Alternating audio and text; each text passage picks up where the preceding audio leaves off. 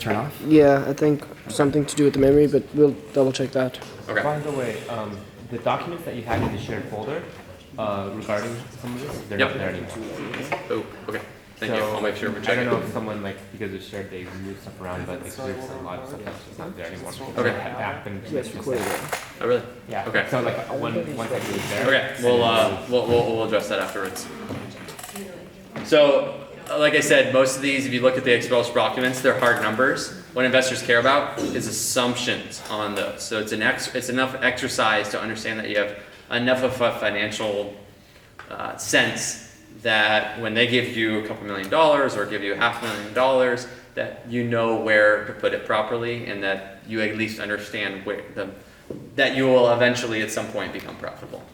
In the previous one, you said don't talk about like studies or whatever. Is it appropriate now to talk about citations or whatever for your assumptions in this slide though? For financials? Yeah, because in the previous one for, I forget which one, you said like the problem or the solution, don't talk about like consulting studies or like whatever white papers. But for this one, would it be appropriate to start citing some of that information? Oh yeah. So for instance, well, and that can obviously it can relate to like market size, for instance. You know, if you have statistical data, most people try to. They're not very realistic. Everyone wants to put the highest number they possibly could for the market size. And then the numbers are like, you know, oh, we can start off with this large one, we come down to this one because of a study and 16%, then we can come down and say 0.1% or whatever, right? That's not an assumption. I can do that right now, right? And so I didn't really think through that assumption. And I think it's important to make sure that you're doing that exercise to properly evaluate. Like, you know, you're not trying to trick yourself, essentially, because the investor will pick that up. They see these all the time. So you should definitely be realistic, and you know, yeah, you can use those statistical data, and that's where a lot of the analytical side. I would say it's very hard to have an emotional appeal on this slide, but yeah. And then the last slide. Again, these can be broken down into sub slides. This one's a little much. It's current status, accomplishments, timeline, and use of funds. I think he just kind of wanted to throw everything else in that he wanted to. I don't think anyone can properly do all of those things in one slide. Like timeline usually takes up a whole slide itself, so you can definitely break it down. Just make sure that you realize 7 minutes. Even if you do 10 slides, that's less than 1 minute per slide. So if you add any more slides, you're really taking down the time you have for each slide. So, but then again, if you don't have what most entrepreneurs, and I'll go through, let me see. You know, if you see a lot on a slide and you're a presenter, you want to tend to just go through and describe everything. The worst is when people are kind of looking back at the slide. We're going to have, for the final competition, a projector at the base. But the problem is you want to make your slides simple enough so you don't feel like you're like, oh, am I forgetting something? Right? Because there's something on the slide that I'm looking at. So, you know, the less amount that you put on a slide, the easier it is to get through. Again, you have less than 60 seconds, even if you do it all the 10 slides. So, accomplishments, you know, if you win any competitions, that's usually very helpful. Use of funds. We actually are going to stress on this one for our competition, because what we want you to all to think about is not just you're going to present and possibly win, and you win, you know, up to $60,000. $40,000 is like an investment. You could be an angel investor and make $40,000 investment. So make sure that you are describing how you're going to use these funds. And people want to see that because, especially, I'll tell you this, our sponsors want to see this because when they're just giving money away to all of you, they don't want to just be thrown on together. They want to see real innovation happening from it. And usually that comes from understanding where the funds are going to go. Yep? Do you recommend, like, essentially coming up with one thing you're going to do with that money, as opposed to, like, these are the 4 things we want to do? Yeah, if it makes it simpler and that's what you're really gonna use the money for, then that's fine. So. Either is one better than the other, like one is better than 4, or? No, I mean, it really matters for you, right? You can just have a simple breakdown of with this money, we're going to be able to hire an extra engineer, right? Part-time, stuff like that, right? That's pretty helpful. This will be a little unique to us because use of funds is usually you have $500,000. We're only giving you 40, but we are going to ask for you all to include that so that all of our judges and people in the audience can kind of see the impact that it would make if you were to receive the funds. So anyways, I'm going to come back to this because I hope you all kind of, as I was going through and kind of describing it, thinking about the use of these and for the different slides. Because most people have an innate feeling to say, well, for this slide, I'm going to use statistics and data. And for this slide, I'm just going to, most of the people stick to the analytical and data. That's what I'm trying to stress here. Really think about for each slide if you can tie in a lot of the emotional, because you're speaking to an audience, you're presenting. You need to make sure you're relating to that. So now we're going to go through an exercise, like I mentioned. Airbnb. This is their slide deck that they presented to a lot of investors, and I think they raised a couple $1 million off of. And this was like really early on. I didn't include the first slide, but it was like the old low. It was bed and breakfast or something like that. Yeah. So I'm going to go through these slides, and I'm going to ask questions on what tools that they're using. And then I want you to give suggestions on what other tools you think they could have used to improve their presentation. Because this will be helpful for you, especially if you're editing a presentation. So the problem is that the price is too much of a concern for customers who are booking travel online. And the hotels, they leave you disconnected from the city and its culture. And there's no easy way to book rooms with a local or become a host. All right, that's basically, I'm not the founders, but that's kind of what they would use, especially off of this slide. So what techniques do you think did they use in these slides? Anyone? Well, they just listed a bunch of facts. They didn't really get me to really buy into it. How does this affect me? So they're just basically talking about fact 1, fact 2, fact 3, and some of them aren't really related, but if you can tie it into one cohesive narrative or story that actually impacts me and draws me in, then that would have been a little bit more effective. Because, you all know Airbnb, right? You should be sold. They're a multi-million-dollar company. But when everyone gave them crazy eyes when they first presented this, they said no one's going to want to take their home and let a stranger in and receive money, right? And so I agree, because they actually had to pitch plenty of times, right? This is an early stage. This is something that all of you would have come up with. They turned down from some investors. I think they were offering $150,000 at a $1.5 million valuation. That's 10% of their company. That if that investor decided not to turn them down, it could be worth billions, right? Because they didn't know how to effectively use these tools. It was simple. I'll give them that. And they did touch on some points that kind of was their value proposition, but in their slide it didn't tell a story. It didn't even include any of that emotional aspect. Now maybe if they were presenting it, it would have been different. But I think in the presentation alone, that doesn't sell it. That doesn't sell it enough. Because this is a totally new idea. It's very different. And you need people to buy in to something as crazy as this. That's actually why I'm using these examples, because you all know it's successful, but they weren't able to effectively use the right tools early on. And I'll just keep going back to those slides. So our solution, we built a website, and we're able to connect renters with people who want to travel and travel to those cities. And we're able to save money for those travelers. We're going to make money for the hosts. And we're going to have a shared culture for a local connection in the city. So which tools do you think they use for this? They hammered upon the value proposition.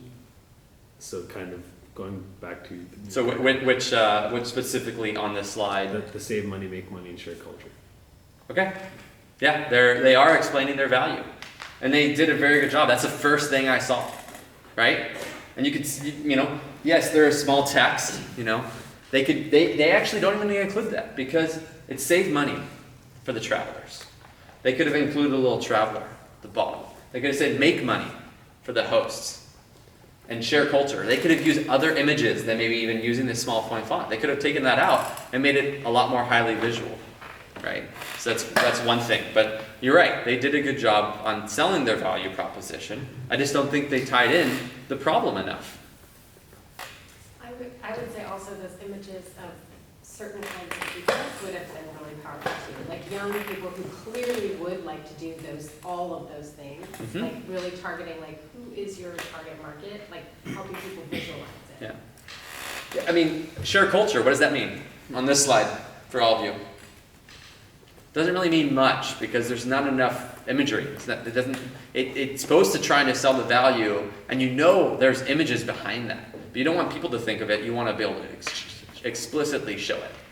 So they definitely could have included that sort of form. They at least kept it above 30-point font for the main text. So that's good. Okay, so business model. We're going to take 10% of all commissions on each transaction. And what that's going to be able to accomplish is there are currently $84 million of trips with Airbnb, and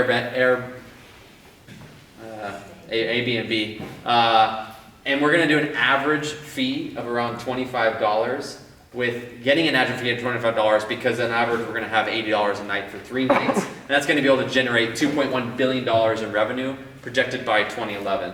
And I don't think they got $2.1 billion in revenue by 2011. So which tools did they use here?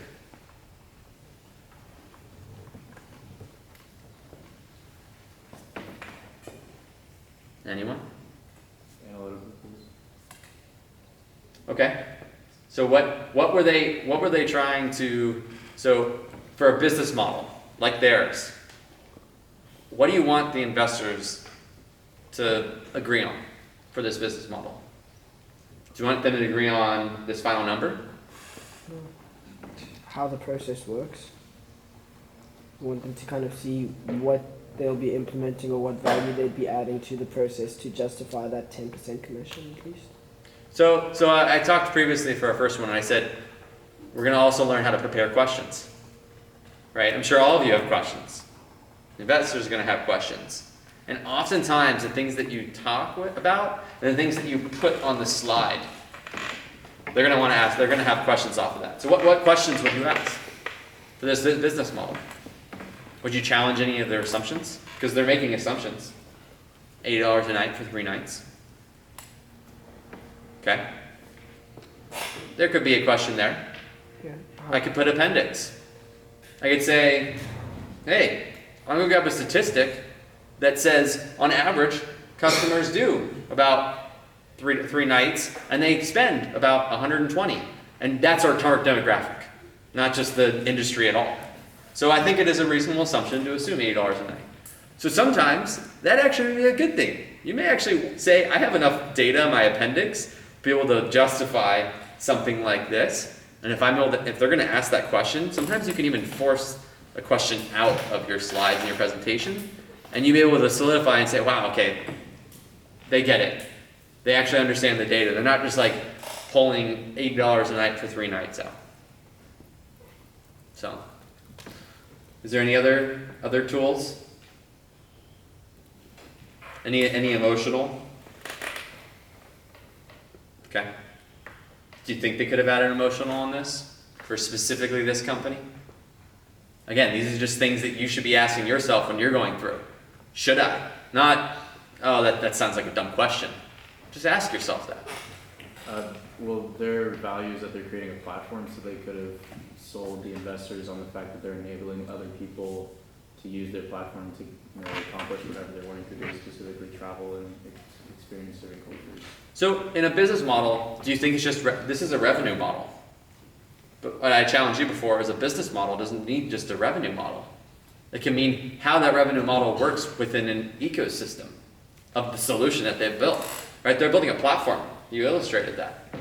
So they should touch on how they're able to generate, how they're able to assume this type of a revenue model because they have an ecosystem around it that supports their business model. Right? And that's a large part of the service.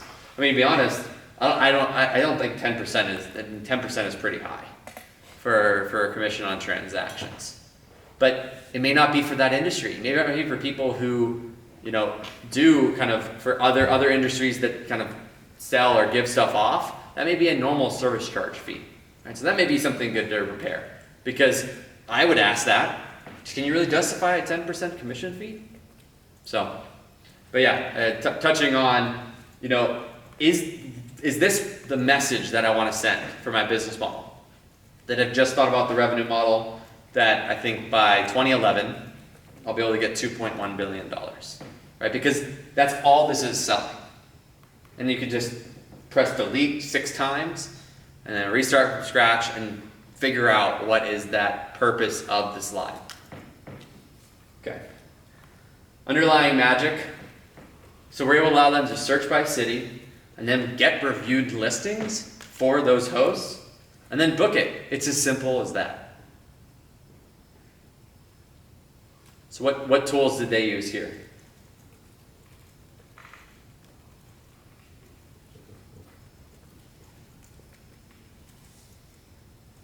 So it's a story, right? It's showing how simple it is. The story goes, go onto our site, check out the reviews, and then book the one that you want, right? And they did have enough visuals, right? This was back in like 2009 or something like that. They did, have these visuals to kind of illustrate that. It was very simple to follow. Right? A story doesn't have to be complex. Most of you are going to want to have a very complex story. If that's part of your underlying magic, if that's part of your secret sauce, essentially, then make sure that that's the purpose of the slide, and that's what you're achieving out of it. Is there anything they could have done differently? For product, right? Underlying magic. I mean, you're not too sure what's going on in those images, like, to be honest. It's a good point. This is a 90-inch screen. Now, I'm not saying, you're going to have a huge screen for it, but people are going to be pushed back, so it's going to be very similar. I can see, I only looked at the text. I saw that they have a product. That's great. If I want to show they have a product. But they could have, highlighted those certain areas. Be able to easily tell the story. So marketing and sales, this is kind of like a adoption strategy or a go-to-market, right? That's one of the kind of subset slides that you come out of this. So we plan on going to events. We're going to have partners like Kayak and Orbit and Go Loco, and we're also going to use dual posting feature on Craigslist in order to be able to automate our listings. That's kind of what they're selling here. Right? They're going to do 3 separate things. I get it. By the way, this strategy, the Craigslist one, was super successful. That's the reason why they were able to achieve revenue in the beginning. Who would have thought? Right? So sometimes it may seem crazy, but I think they actually, maybe next slide. There you go. There was some numbers behind it that over 50,000 are temporary housing. Right? So they had that really number to say, this isn't crazy. People are already doing it. We're just creating a platform for them to be able to do it easily. But the partnerships, think about the questions. They didn't partner with Kayak. So when they're selling this and they're saying, oh, that's what I plan to do, right? They may have loved to partner with Kayak, but how realistic is it? That's most likely a question that people are going to ask. Because they see that assumption. They see that, oh, you think you're going to be able to get Kayak. Okay. I don't know if that's a waste of time, I think. So they may ask these questions. And then listing off, all of these different events. Not really sure what's going on here. A little widget button. How many of you have, this slide's been up for how long? How many of you have actually read those text? We're going to go to 5 different events and be able to touch 10 million people in the next 6 months. I could have just put $10 million there on there. Right there. 10 million users. Not list these events. 5 events, 10 million. That's what I'm selling. If an investor wants to ask specifically about which events, that's irrelevant because I wouldn't have come up with that number And they're not going to ask that in a presentation. They're not going to challenge that. They may say, how are you actually going to get to that many people? You know, for all those events, what is the realistic adoption rate? Right? That may be a question that they're going to ask. But there are better ways to sell that. That's great. 10 million people at different events. That seems like a really great adoption strategy if you're able to actually execute. So there are ways that they could have, improved this, especially imagery. I think people often don't realize that listing all of those and putting 10 million in big font is quicker. Put 10 million and putting 5 events, right? And that would have sold it a lot more because it's very easy to flow. And, you don't need to list that, we're going to Euro Cup and Summerfest and Oktoberfest, right? What else? Is there anything else other tools that they used? This is supposed to be kind of a critique session on a real company that's been successful, that did a decent job, but there are many ways they could have improved. Any other tools? What about tools they could have used here? Right, they had a little bit of facts, 10 million.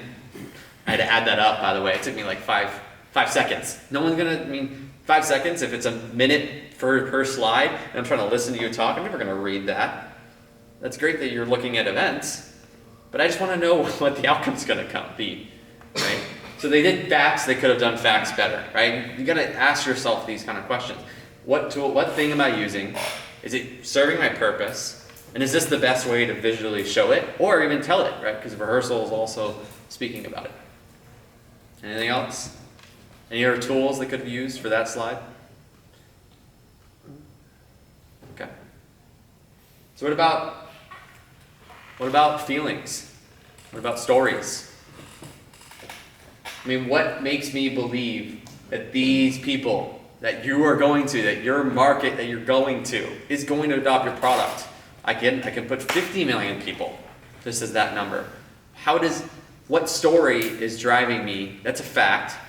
There are no facts that say these people are going to actually adopt out there that I can cite. So what's the best way to tell that? Probably through a story. You're saying we're going to 5 events, and our target demographic, which is millennials that need to spend less money and they want to have a shared culture. And that's 10 million people that will be able to get rapid adoption.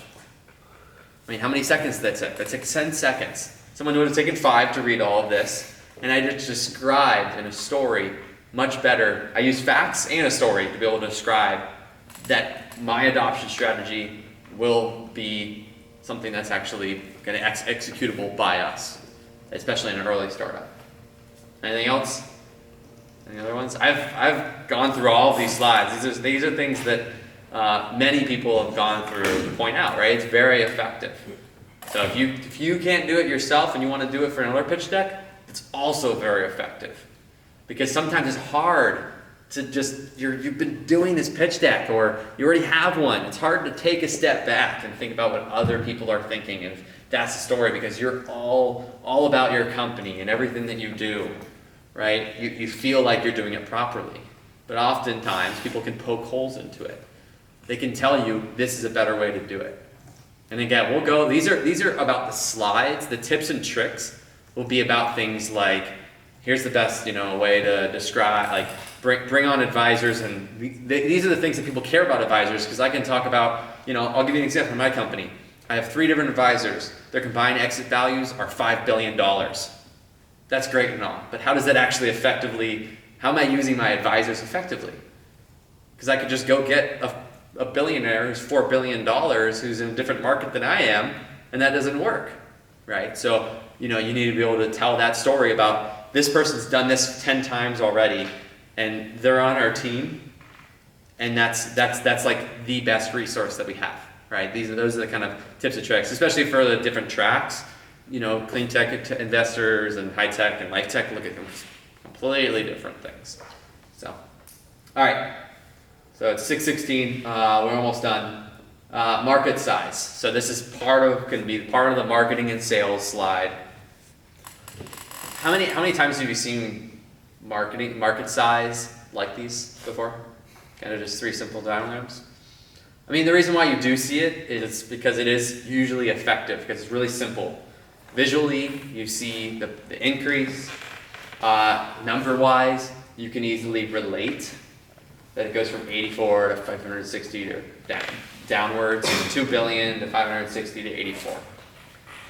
But the most important thing about this is, again, the assumptions. Because how are you going to jump from 2 billion trips booked worldwide? I mean, is that even a total available market? Can someone give me a definition of what a total available market is? For Airbnb. Total available. Anyone? If every single traveler were to book their stay using their service. So you see at the bottom? It says the Travel Industry Association of America and World Tourism Organization. I don't think you really need to include that. No one's going to read that, by the way. But you can say, according to the, that's a statistic. They had to get that statistic from somewhere. According to the Trade, Travel, Industrial, whatever, just make an acronym. The Trade Association of the Americas and the world. Over $2 billion worldwide is booked, travel is booked. And of that, the people who are the budget and who are online, our target demographic, the people that we can service available market, is 560 million. And 15%, they did a typical, let's just take a percentage. 15% of available market is going to be our share of travel, right? But then you also remember back the old slide, the business model, they took that 84 million and then broke it down even more, $25 average, $80 a night, right? You can see how like these everything plays in. So you need to make sure that when you're showing something like this, that it all matches up. And there's two ways you can do market size. You can do bottom up and top down. Which way is better? If you had to do it. Bottom up? Yeah. Because that, again, you're not just taking a high level statistic and kind of just then breaking it down. You're starting from the ground floor and then building it up. Oftentimes, some people don't have an opportunity to do both. It's good to do both because what it means is you're going through that exercise of challenging yourself to see whether or not they kind of match up, right? Because you're going to use different assumptions on both sides. So, but they did have even if it may not be perfect, they did have going all the way down, and at least the assumptions were there. They were spelled out, right? If they realized there were assumptions that people were going to have questions about, maybe they had an appendix that had the data to support $80 a night for 3 nights. So, yep. Do you know if they had revenue or people were booking using Airbnb at this moment in time? Very few. They would go to events. That's how they got their first initial customers. I think the story was they had San Francisco's insane, so they had so many conferences, and then people were like their friend was trying to book, come out, and it was oh my god, the prices are crazy, and it's just well, I have an extra room. They're well, we just rent it out. That was the story, right? And so then they took that story, right? That's maybe that's not good enough to maybe tell that that's the origin, but to show the impact of why they wanted to do this was then they did go to events, and then they did actually start getting through Craigslist initially. They didn't even build a web platform. Multiple people, their friends, to be able to host to see if it worked, and then the story evolved there. But they did have early numbers. But again, they had early numbers. I mean, $2.1 billion projected by 2011. They sure as hell did not do that.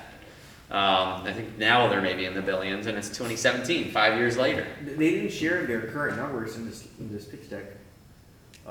It's hard to find. This is actually rare to find a pitch deck this well in detail, and especially again relatable to people, relatable, right? I mean, the problem is that probably some of you are thinking well, I have a high tech service. Right, the concepts are still the same. You have to question and challenge yourself. You have to look back, see if it is in line with your mantra. See if that, what questions are people going to ask. See if I'm using all the tools, which tools I'm using and which ones are going to be the most effective.